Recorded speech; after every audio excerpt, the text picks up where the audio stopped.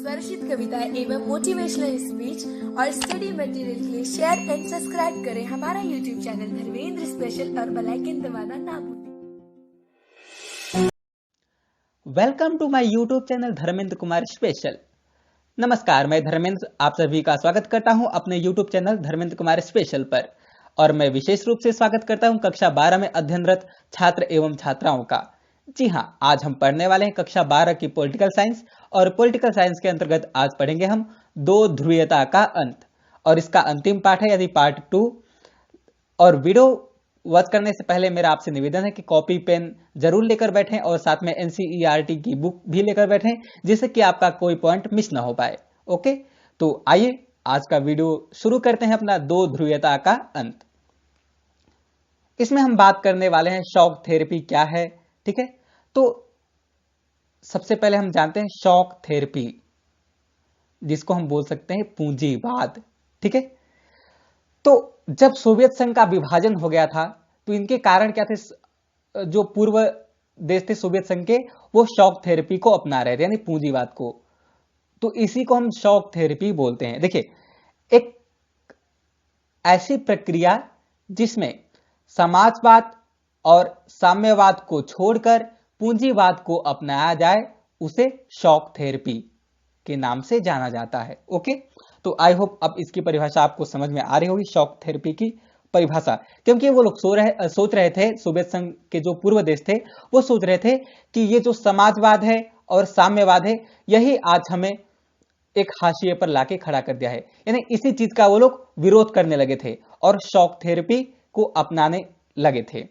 ठीक है, तो इसका आंसर यही होगा कि सोवियत संघ के विभाजन के बाद सोवियत संघ के पूर्व देशों ने समाजवाद और साम्यवाद को छोड़कर पूंजीवाद को अपनाया, जिसे शॉक थेरेपी के नाम से जाना जाता है। ओके, तो आई होप अब आपको अच्छे तरीके से समझ में आ गया होगा। अब बात करते हैं हम शॉक थेरेपी को अपना कर जो पूर्व देश थे सोवियत संघ के, उन्होंने क्या बदलाव किया। ठीक है, शॉक थेरेपी को अपनाकर सोवियत संघ के पूर्वी देशों ने क्या बदलाव किया। तो देखिए, शॉक थेरेपी को पहले अपनाकर उन्होंने क्या बदलाव किया। तो पहले पूंजीवाद को उन्होंने अपनाया। किसको अपनाया? पूंजीवाद को अपनाया कि हम भाई पूंजीवाद का ज्यादा वो करते हैं, ज्यादा पूंजीवाद अच्छा है और पूंजीवाद हम अपनाएंगे तो ज्यादा विकसित होंगे। ठीक है, उन्होंने ये सोचा।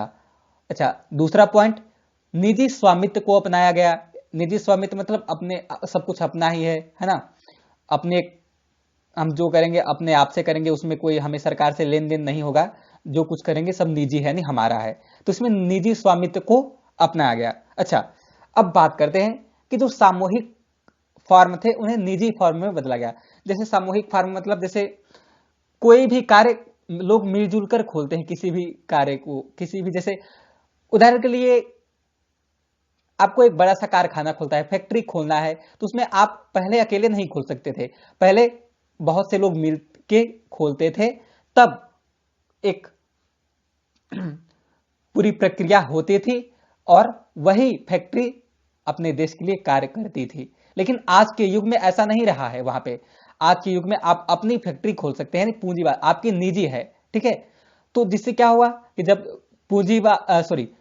सामूहिक फॉर्मों को निजी फॉर्म में बदला गया, तो जो गरीब जाति के लोग थे वहां पे, जो गरीब वर्ग के, निम्न वर्ग के लोग थे, वो कम विकसित हो पाए, क्योंकि जो सारा अधिकार हो गया वो अमीर लोगों के पास चला गया।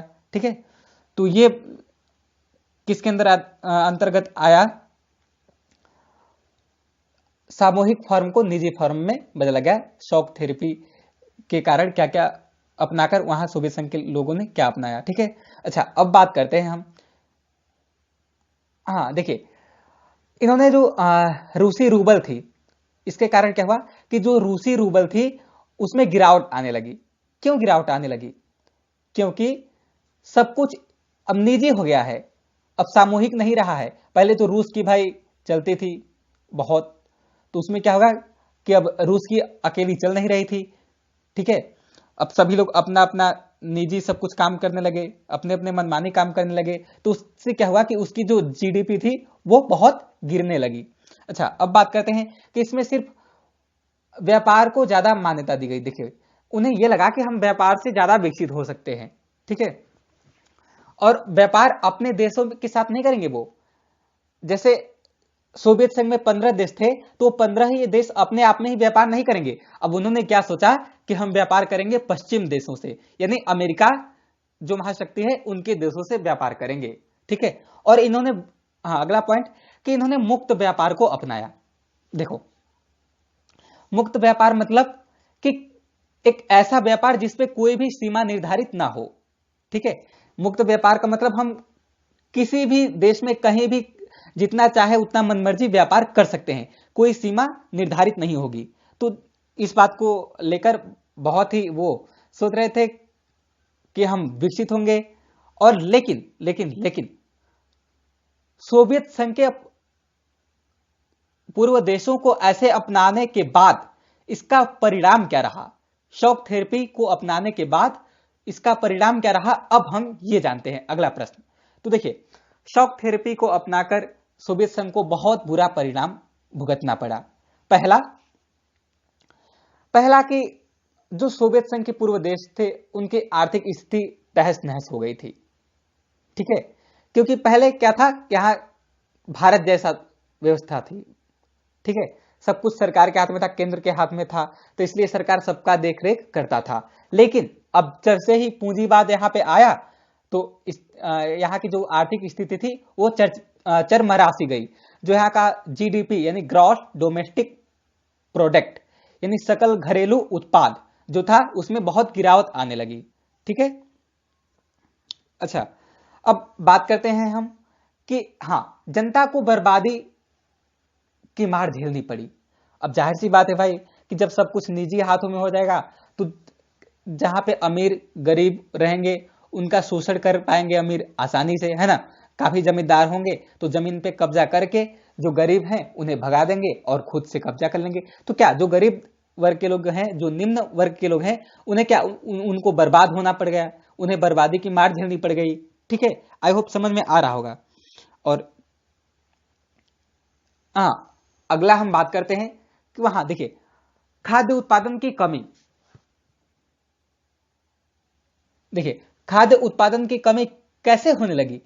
अब आप सोच रहे होंगे कि जमीन तो है निजी हाथों में, जैसे चाहे वैसे खाद्य उत्पादन तो कर लेंगे, लेकिन कमी होने लगी। क्यों? क्योंकि गरीबों के पास जमीन नहीं थी, और जमीन नहीं रहेगी गरीबों के पास तो वो खेती कैसे करेंगे?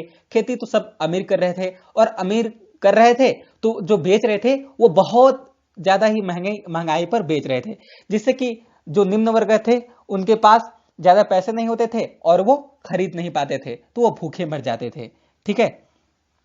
अच्छा, अब हम बात करते हैं आगे कि यहां पे जो था एक पूंजीवाद कृषि पद्धति को अपनाया गया।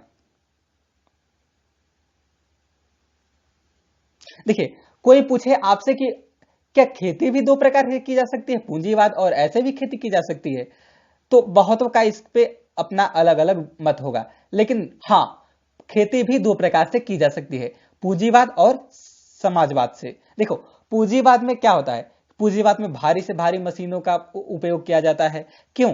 क्योंकि जब जिसके पास पूंजी रहेगी, ज्यादा जाहिर सी बात है, पूंजीवाद यानी निजी, सब कुछ निजी हाथों में होता है, तो उसके पास ज्यादा खेती रहेगी, तो उसके पास ज्यादा मशीनों की आवश्यकता पड़ेगी। और जिसके पास कम होगी वो तो भाई हल कुदाल ऐसे करके अपना खेती काम कर लेगा। तो यहाँ पे जो अपनाया गया वो पूंजीवाद कृषि पद्धति को अपनाया गया था भाई, है ना। और इसके परिणाम जो थे बहुत काफी बुरे रहे, और जनता को बर्बादी का मार झेलना पड़ा, है ना।